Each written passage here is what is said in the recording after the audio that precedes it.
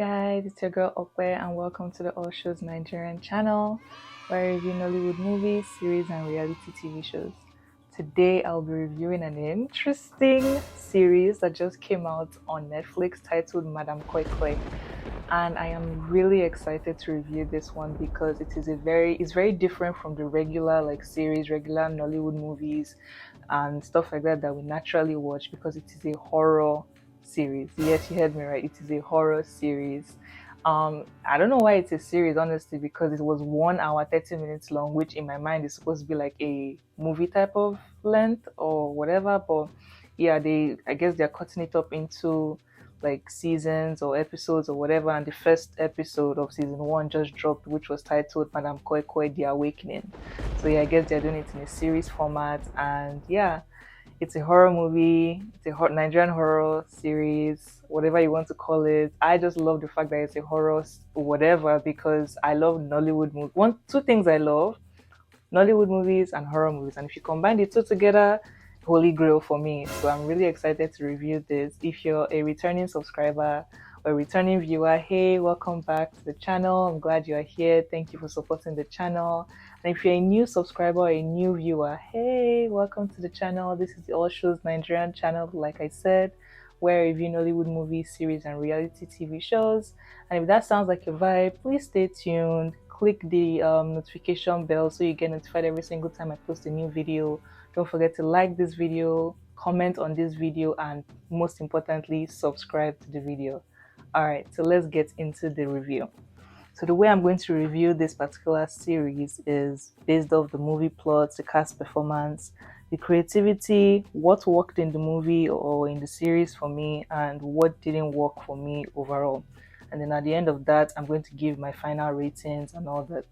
This sun is a bit too bright. Hopefully you guys can still see my face, because I don't even know, I can't really see myself at this point, but hopefully it all works out. But yeah, the movie plot was essentially about a new student named Amanda who arrives at a boarding school and begins having nightmares linked to a supernatural entity with a bloody agenda. The movie plot was pretty interesting. Like I said, we don't naturally or normally see a lot of Nollywood movies that embody like horror vibes and all those type of things, so that was interesting to see. As you can already tell from the name, also it's based off a Nigerian popular urban legend in boarding schools, in secondary schools, whatever you want to call it, about a woman called Mama Koikoi. I don't know if she was necessarily called Madam Koikoi. I thought it was Mama Koikoi, but yeah, Mama Koikoi, Madam Koikoi, whichever one it is, an urban legend story about her that they made into a movie or a series essentially. So that's basically what this movie is all about. I keep calling it a movie. Forgive me if I interchange. It just felt like a movie to me. Yeah, I feel like I'm blabbering now. So in terms of cast performance, I think everyone did pretty well in their roles, and I feel like they all embodied their characters pretty well. The bullies were the 4 boys in the beginning. They definitely were giving bullies. They played their parts really well.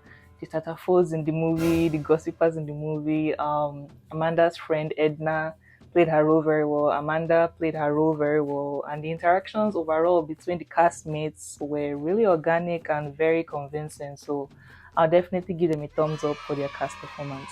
Nice job.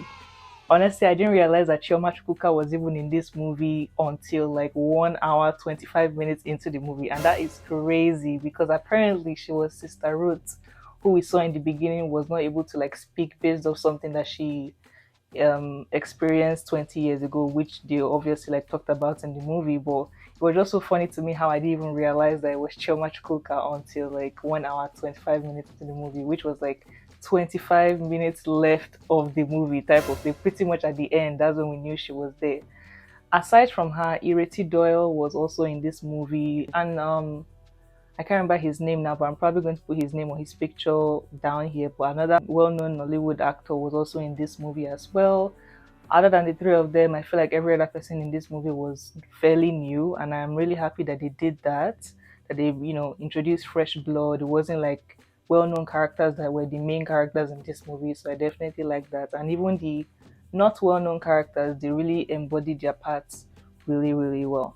In terms of creativity, the storyline was pretty simple and solid, like the name implies, was about Mama Koikoi or Madam Koikoi, like I said.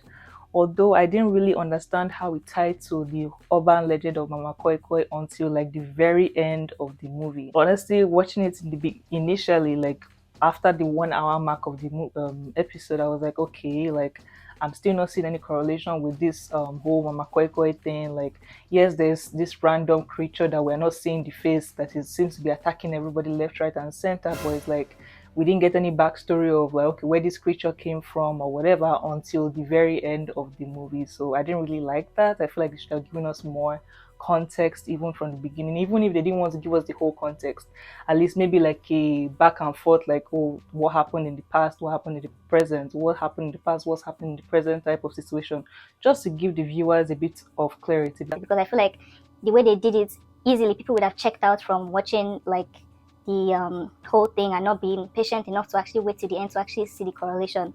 But yeah, other than that, I feel like it was really nice, but I just feel like initially the Madam Koi Koi title and not having the Mama Koi Koi connections to the very end kind of made it feel like clickbait initially. But aside that, it was really nice. I love how they highlighted a time in which the government was trying to take over like the Catholic secondary schools in Nigeria. I don't know if people really know much about that, but I feel like there was a time like that because I remember even in my secondary school that I attended, yes, I attended a Catholic school.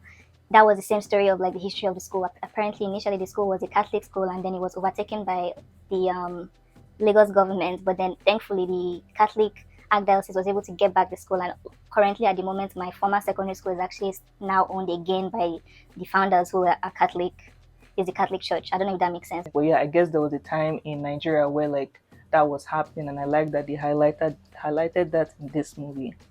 What I feel worked in this movie, I love how the movie portrayed the idea of the overly strict nature of Catholic schools really well. Like I said in the beginning of this video, I did attend a Catholic school, so I could definitely relate to certain scenes, especially with Mother Superior, like how disciplinary she was, how strict she was, how like the students feared her, and anything she says basically goes type of thing, not just with the students, but also with the teachers or the staff, teaching staff or whatever.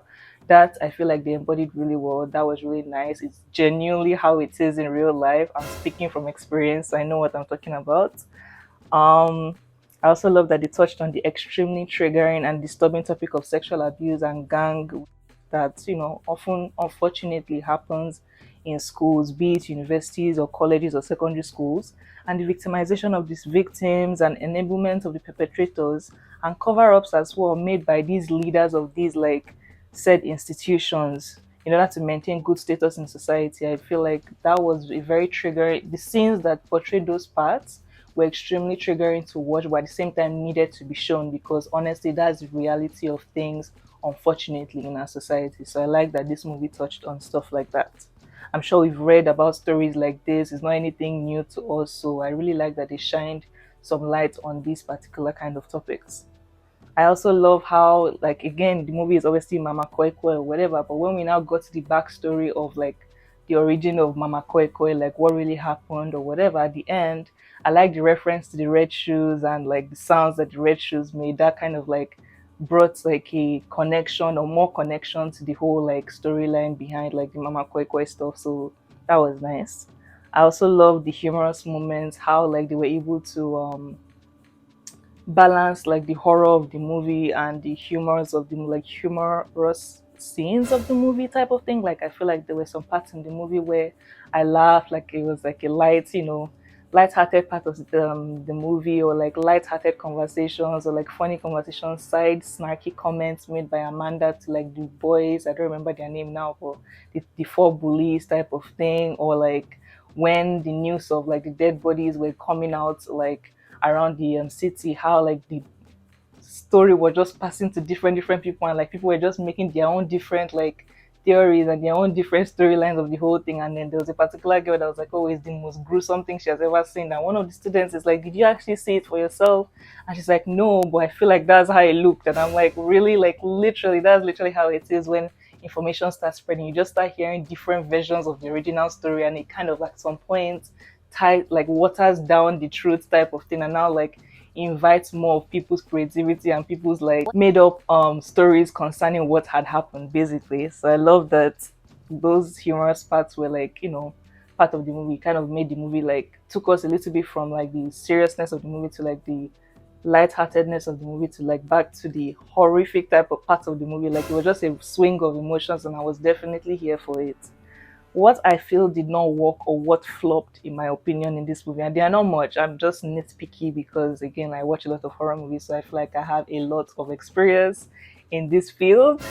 But yeah, I do not like the fact that we didn't really see any special effects used aside from the killing from 20 years ago, which was basically like just a quick snip of like the face of one of the victims 20 years ago by the entity. I feel like we should have seen more special effects of this movie considering it was a horror movie. It just didn't make sense that we never saw the entity's face. We always saw the figure of the entity in darkness or in red light or red smoke, but like we never actually saw the entity's face. We saw the claws, but we never saw the face. So that didn't make sense to me considering this was a horror movie. I feel like that would have tightened things more, or like, I don't know, made things more realistic with the movie type of thing. But yeah, they didn't do that, so that didn't really make sense to me. I also get that Mother Superior was selfish and had ulterior motives for covering up the scandals going on within her school, so the school can continue like showing or showcasing in a good light. However, I feel like a line should be drawn when there's not a missing person involved or murder involved or killing or whatever, death involved in general. Like I feel like once they found out that one of the students was potentially dead, I feel like all these like antics by her to like try and cover it up or try and like lie and all those type of things just didn't make sense to me, because at the end of the day it's still going to come back to you. Like once your scholarship what's it called, competition ends, they're still going to come back and investigate this case. So it just wasn't wise, in my opinion, for her to keep covering up and covering up and covering up the whole situation of what was happening, considering that it was a very vital situation, like someone was actually dead. How can you compare a competition with a human life? It just didn't make sense to me. So I feel like that just wasn't believable. That was like the most unbelievable part of the movie, because at the end of the day, they were still going to hold her accountable at the end of the day type of thing, with all her lies that were now building up. I don't know if that makes sense. Another thing I noticed was Like, why was Amanda having visions of death and Mama Koi Koi when she had absolutely nothing to do with it? She never encountered Mama Koi Koi. The boys had not done anything to her like they did to the other girl that unfortunately got in the movie. We were never told in the beginning that Amanda had supernatural abilities, so I didn't understand her connection between Mama Koi Koi and, I don't know, how she just knew, had visions whenever a death was about to happen. And even till the very end of the episode, we still didn't see the connection. So it still remains a question mark in my head as to why Amanda was exhibiting all those tendencies and everything. And also, how was it that 20 years ago, Sister Ruth, who was played by Chioma Chukwuka, looked the exact same way that she looked even in the present day of the movie? It just didn't make sense. They should have made it a bit more realistic by at least bringing a younger character to play young Sister Ruth. I don't know if that makes sense, but yeah, that was a bit weird to me. Just the tiny details like that they missed. Like, you guys are making a horror movie, you're not supposed to miss details like that. It just didn't make sense to me. also why was Mama Koi Koi, the younger lady who was playing Mama Koi Koi, walking in a full-blown evil forest alone in the middle of the night with nobody? Like, even you can't walk in the busy streets of Lagos late at night like that compared to a freaking evil forest. Who walks in the evil forest at that time of the night? Just didn't make sense to me. Again, not realistic how she'll be walking. That's the time she would choose to be going home from her convent or whatever, wherever she was going home from. That didn't make sense to me as well. And lastly, how were Edna and Amanda holding a full-blown conversation in the beginning at the corner of the assembly hall while the school administrator was going on addressing the other students? And not just that, it's not like they were whispering or anything. They were literally like screaming, like talking, having loud conversations. So that just did make sense to me, and I know personally that will never fly in an actual Catholic school. Your administrator has her eyes everywhere, literally, so there's no way she would have missed them having a conversation at the side of the assembly hall, like, without calling them out. I feel like if they put a scene where the administrator actually called them out, that would have made it more believable. But they actually had like a full-blown 5 minutes conversation without the administrator like saying anything to them and all that, while every other student was in line, as we could see from the camera like point of view. But like them, it just seemed like they were in one corner of the room, and essentially we're supposed to believe that it was an assembly like situation that was going on there. That wasn't believable in my opinion. But again, like I said, I was just nitpicking things. Overall, I think I'm just going to rate this episode a 5 out of 10.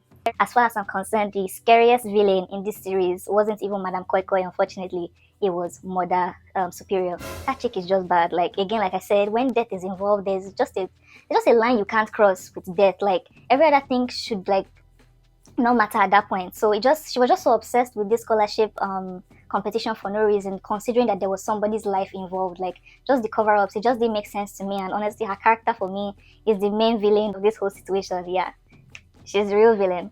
Overall, I feel like I said, since it was made like a series type of thing, since this was season 1, episode 1, I'm expecting that they will bring out more episodes. I don't know when they will bring out more episodes, but if they are bringing out more episodes, I expect more clarity in season 2 or episode 2, however they want to format the release or plan the release of like the rest of the episodes or the rest of the seasons. But yeah, that's the end of this review. Comment down below what you guys think or thought about this series, movie, whatever you want to classify it as. Don't forget to like, comment, share, and subscribe to the channel. And yeah, I will see you in my next one. Bye.